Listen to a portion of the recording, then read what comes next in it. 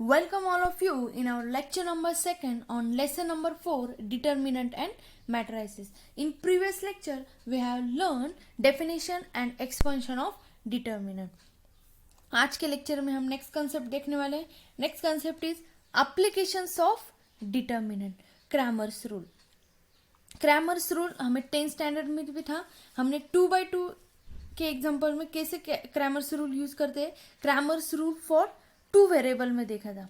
इस चैप्टर में हम Cramer's rule for equations involving 3 variable, equations involving 3 variable में देखने, वो कैसे फाइंड आउट करते हैं क्रैमर्स रूल से, वो हम देखने वाले हैं. We now extend the Cramer's rule to 3 simultaneous equation in 3 unknown x, y and z as follow. Suppose first equation is a1x plus b1y plus c1z equal to d1. First equation. Second equation is a2x plus b2y plus c2z equal to d2, and last equation is a3x plus b3y plus c3z equal to d3. हमने 2 variable में Cramer's rule use किया था. अभी 3 variables में है unknown 3 simultaneous equation in 3 unknown x, y, z. With 3 simultaneous equation in x, y, z, then by Cramer's rule, हम उसका solution कैसे फाइंड आउट करते थे. Then by Cramer's rule the solution of this system of this given equation x equal to capital dx upon d, y कैपिटल Y equal to dy upon d and z equal to dz upon d. The solution of the system of this equation x, y, z हम ऐसे find out करते थे. Where हमारा determinant क्या था, where d equal to 3/3 determinant, a1 element, b1 element, c1, a2, b2, c2, a3, b3 and c3. ये always क्या होना चाहिए, नॉट इक्वल टू 0. अगर ये 0 हो गया तो डिनोमिनेटर 0 हो गया तो x की वैल्यू क्या हो जाएगी, for not define. So always determinant क्या होना चाहिए, not equal to 0 is the determinant of the coefficient of x, y, z in their order. अभी first dx equal to, dx क्या होगा हमारा, dx हमें क्या करेगा, is obtained from d by replacing the coefficient of x. ये हमारे x के कोएफिशिएंट है a1, a2, a3. यहाँ पे देखो x का कोएफिशिएंट कौन है, a1. यहाँ पे x का कोएफिशिएंट है a2, यहाँ पे x का कोएफिशिएंट है a3. So dx is d1, d2, d3 and b1, c1 as it is, b2, c2 as it is and b3, c3 as it is obtained from d by replacing the coefficient of x, coefficient of x by the corresponding of d, by the corresponding of d. So dy क्या होगा हमारा, dy क्या होगा, y के coefficient हो गए. सो x के और z के कोएफिशिएंट एज इट इज वैसे रहेंगे. यहाँ पे a1, a2, a3 as it is रहेगा. सिर्फ y के कोएफिशिएंट कौन है, b1, b2, b3, वो कहाँ से रिप्लेस, किससे रिप्लेस होंगे, स्मॉल d1, d2, d3 से. और z के कोएफिशिएंट भी as it is c1, c2, c3 is obtained from d by replacing the coefficient of y. यहाँ पे देखो coefficient of y b1, यहाँ पे b2, यहाँ पे b3, coefficient of y by the corresponding of d, by the corresponding of d. and last dz कैसे find out करेंगे, z के कोएफिशिएंट किससे रिप्लेस करेंगे हम, d से. z के कौन से रिप्लेस, c1, c2 और c3. So a1, b1 as it is वैसे रहेंगे, a1, b1, a2, b2, a3, b3 और c1 के किसे रिप्लेस होंगे, d1, d2, d3 से. d1, d2, d3 is obtained from d by replacing the coefficient of z, coefficient of z by the corresponding of d. so हमारा dx, dy, dz ऐसे find out करेंगे. उससे पहले हमें क्या find out करना है, d, उसका डिटर्मिनेंट फाइंड आउट करना है. सो इससे हम क्रैमर्स रूल से हम ये एग्जाम्पल सॉल्व करेंगे. सो डायरेक्टली हम एग्जाम्पल लेते हैं एक्सरसाइज के और मिसलिनियस एक्सरसाइज के. नाउ एक्सरसाइज 4.3 का first question, solve the following linear equation by using Cramer's rule. ये इक्वेशन हमें क्रैमर्स रूल से सॉल्व करना है. So given example is first linear equation x plus z equal to 1, second linear equation y plus z equal to 1, and third linear equation x plus y equal to 4. जो हमें given linear equation दिए उससे ये हमें Cramer's rule से find out करना है. So first हम लिखेंगे द गिवन इक्वेशंस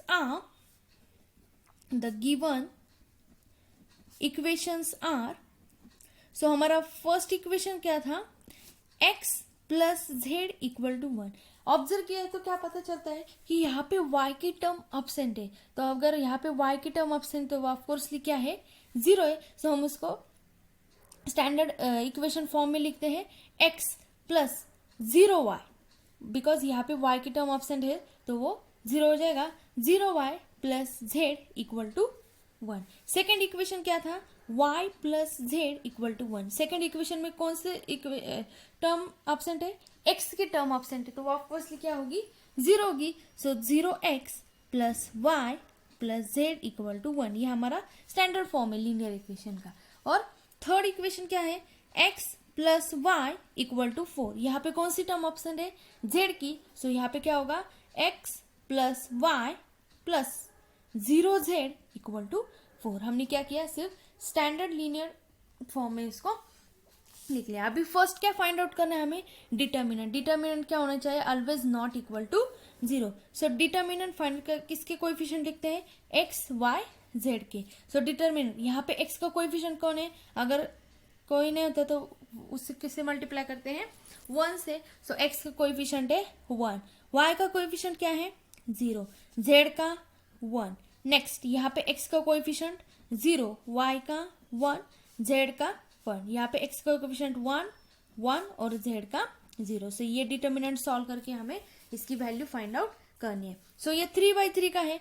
सो हमने देखा है डिटर्मिनेंट एक्सपेंशन कैसे, फर्स्ट रो एक्सपेंड करते हैं, यहाँ पे plus minus plus 1 into determinant. First row first column deletes, remaining term 1 1 1 0. Second sign है माइनस 0, 0 से किसी को भी मल्टीप्लाई किया तो आंसर 0 आता है. सो लिखने की जरूरत नहीं, यहाँ पे 0 लिख दिया तो भी चलेगा. Next sign is plus 1. So first row third column delete, remaining term 0 1 1 1. Okay, so ये हम अभी सॉल्व करेंगे. 1 इंटू 0 0, बीच में माइनस साइन होती है, 1 into 1 1, minus 0 plus 1, 0 into 1 0, 1 into 1 minus 1. So here 1 into minus 1 minus 1. यहाँ पे 0 लिखने की कुछ जरूरत नहीं, 1 into minus 1 minus 1. So answer क्या आ गया, -2. -2 मतलब ये नॉट इक्वल टू 0 है, मतलब डिटर्मिनेंट की वैल्यू 0 तो नहीं आई. सो d इक्वल टू कितना है अपना, -2. ओके, हमें अभी dx फाइंड आउट करना है. मतलब x वेरिएबल किससे रिप्लेस करने, d1 d2 dt से. सो यहाँ पे x के कोएफिशिएंट है 1 0 1. सो वो हमें d1 d2 dt से रिप्लेस करना है. तो d1 d2 dt की क्या वैल्यू है, 1 1 4. सो हम उसको इससे रिप्लेस करेंगे 1 1 4. और ये b1 और c1 के तो एज इट इज वैसे ही रहेंगे, 0 1 1 1 1 0. ये डिटर्मिनेंट 3/3 का हमें सॉल्व करना है. सो करते हैं हम सॉल्व. यहाँ पे plus minus plus 1 into determinant 1 into, directly मैं करती हूँ सॉल्व, 1 इंटू 0 0 माइनस 1 इंटू 1 1. ये 0 से मल्टीप्लाई कर तो आंसर 0 आता है, तो लिखने की कुछ जरूरत नहीं. सो 1 लिखती हूँ मैं direct. First row third column delete, 1 into 1 1, बीच में minus sign, 4 into 1 4. Okay, so 1 into minus 1 minus 1, 1 minus 4 ये क्या आ जाएगा, -3 आ जाएगा ना. So -1, 1 into -3, answer is -4. -1 -3 -4. So dx क्या आ गया हमारा, -4. ओके, अब हमें क्या करना है, dy निकालना है. मतलब b1 b2 के किससे रिप्लेस करने हैं, d1 d2 से. और x और z के कोएफिशिएंट तो एज इट इज वैसे रहेंगे, 1 0 1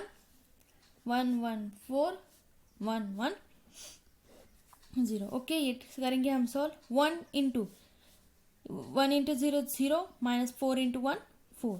यहाँ पे सेकेंड माइनस साइन, यहाँ पे first row second column delete. 0 into 0 0, 1 into 1 1 plus 1. First row third column delete. 0 into 4 0 minus 1 into 1 1.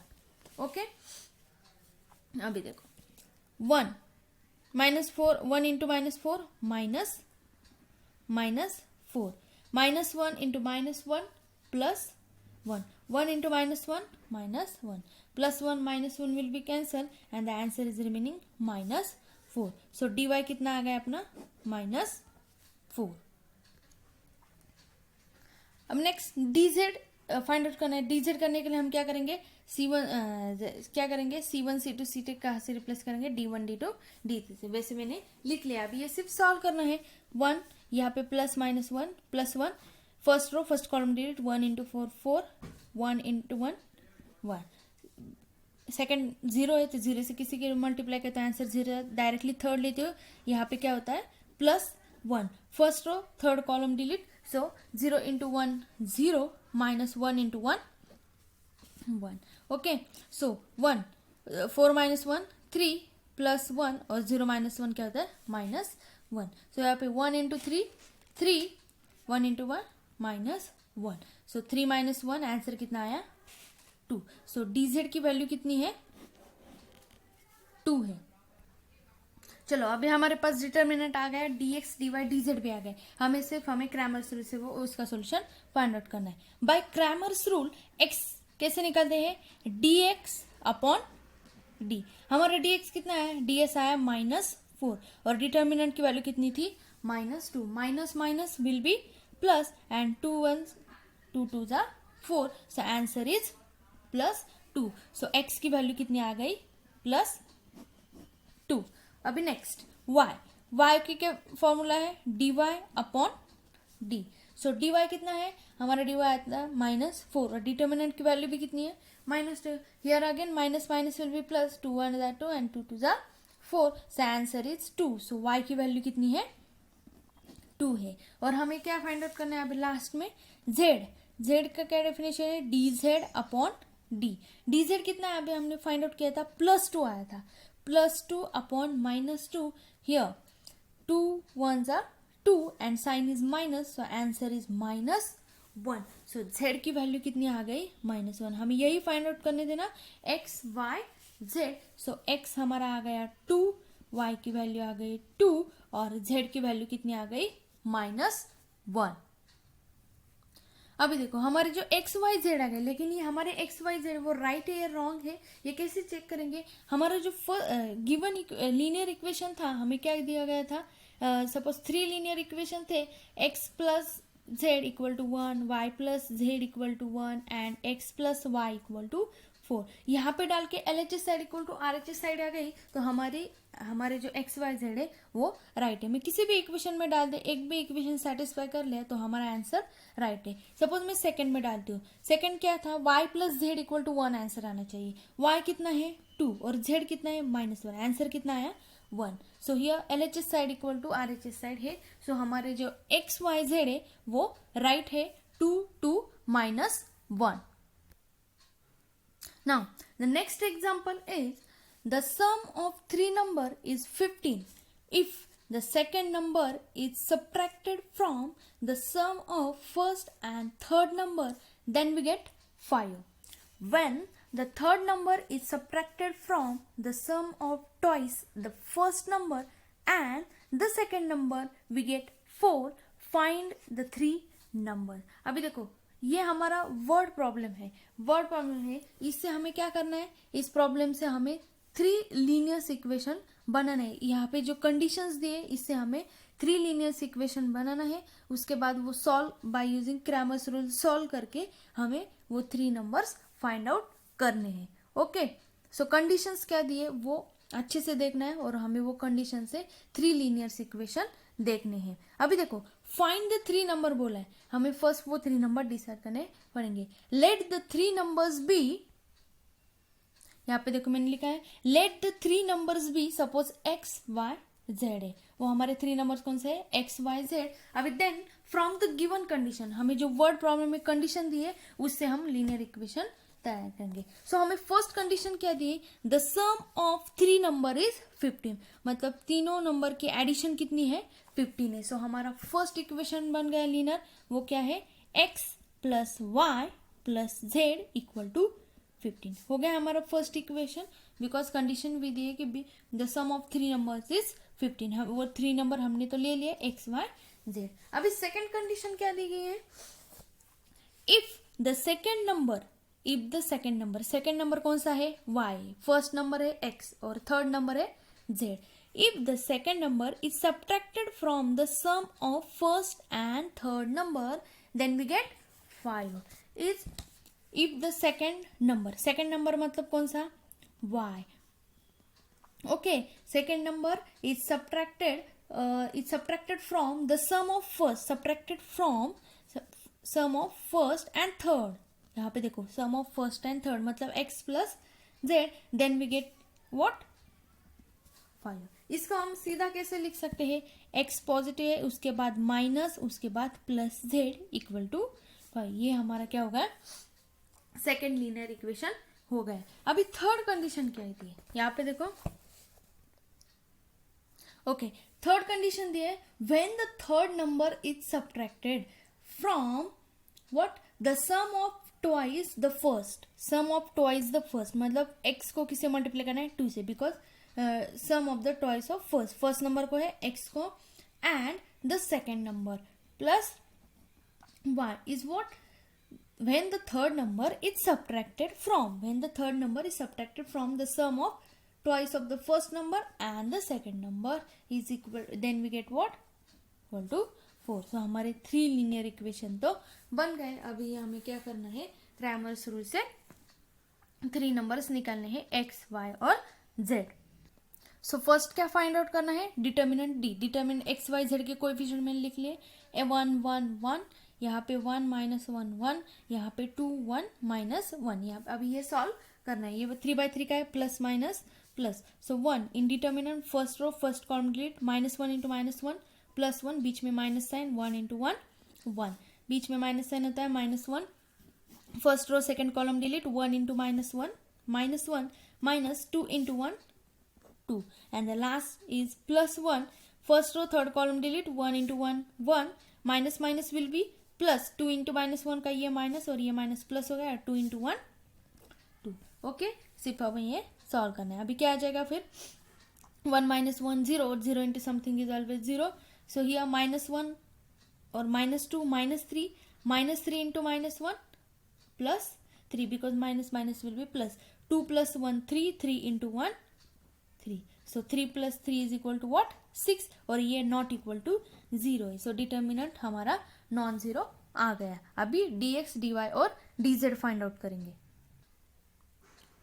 अभी देखो dx फाइंड आउट का मतलब x के कोएफिशिएंट d1 d2 और d3 से रिप्लेस किया, और b के और c के एज इट इज वैसे रह गए, सिर्फ हमें ये अभी सॉल्व करना है। 15 in bracket, minus will be plus, बीच में साइन होते माइनस, 1 इंटू 1 1 -1, यहाँ पे प्लस माइनस प्लस होता है, -1, first row second column delete, 5 into -1 -5, बीच में minus sign, 4 into 1 4, plus 1, first row third column delete, 5 into 1 5, minus will be plus, 4 into 1 4, okay.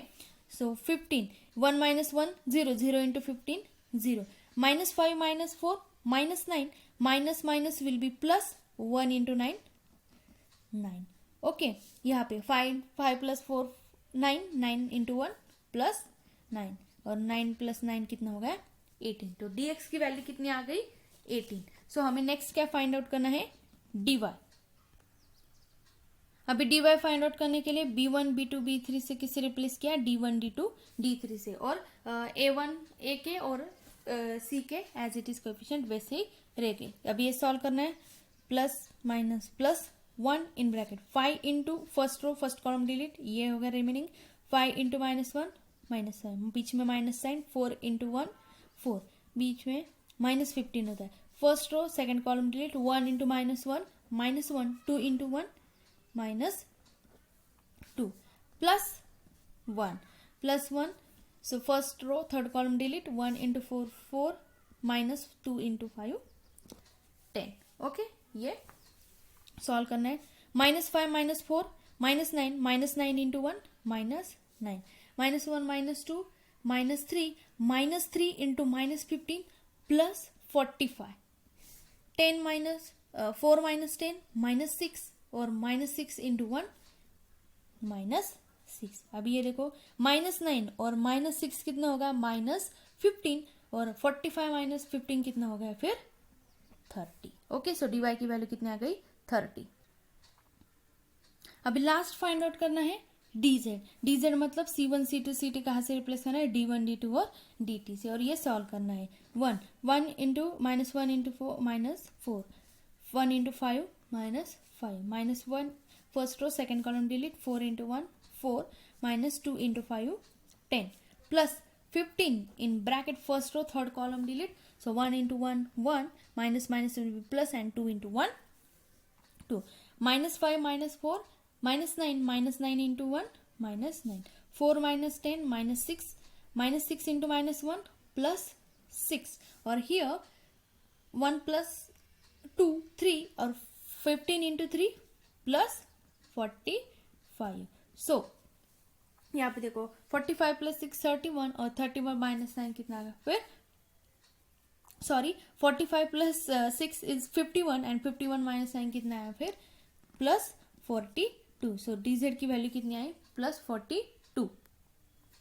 Now हमें क्रैमर्स रूल से find out करना है. x इक्वल टू क्या है फॉर्मूला, dx अपॉन d.